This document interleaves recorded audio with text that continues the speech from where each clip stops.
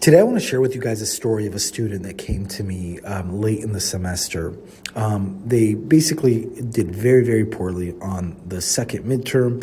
They thought they were going to turn that score around from the first, and ultimately they were not able to do so. And so they thought with a month left in the semester that they can build the skills necessary to achieve success in organic chemistry. I think there's a lesson to be had. This is a very bright student, hardworking, has A's in the remainder of their courses, but essentially wasn't able to study appropriately for organic chemistry or in the right way, even though they were putting in work to do so. Two things come to mind with this story. The first thing is, once you're in a downward spiral, right, there is momentum pulling you downwards. It becomes very, very difficult to bring yourself back up. A couple things happen. There's increased pressure, right? And then there's also increased emotions. You get more emotional. And your ability to think clearly decreases, right? So there's a downward spiral pulling you down once you perform poorly. The ideal situation, and this may sound, obvious, is that you don't allow yourself down this downward spiral in the first place.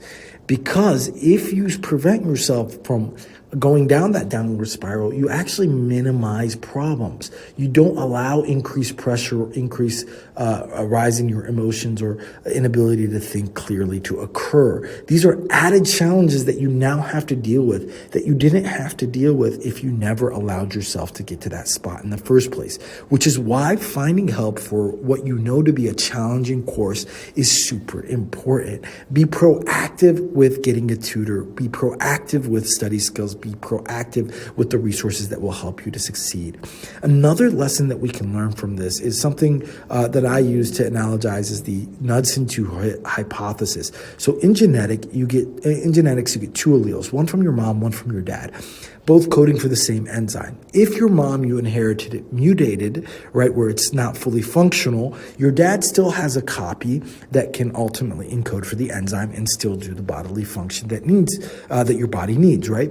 And so what happens is, if that becomes mutated, then if your dad also becomes mutated, you don't have any of that enzyme present, and it leads to problems, right? So the same thing happens here. If you have one challenge in your personal life, maybe you can endure through that semester and be able to come out on the other side. But if you have 2 challenges, 3 challenges, 4 challenges, one after the other, what's going to happen is you're going to inevitably fall into that downward cycle.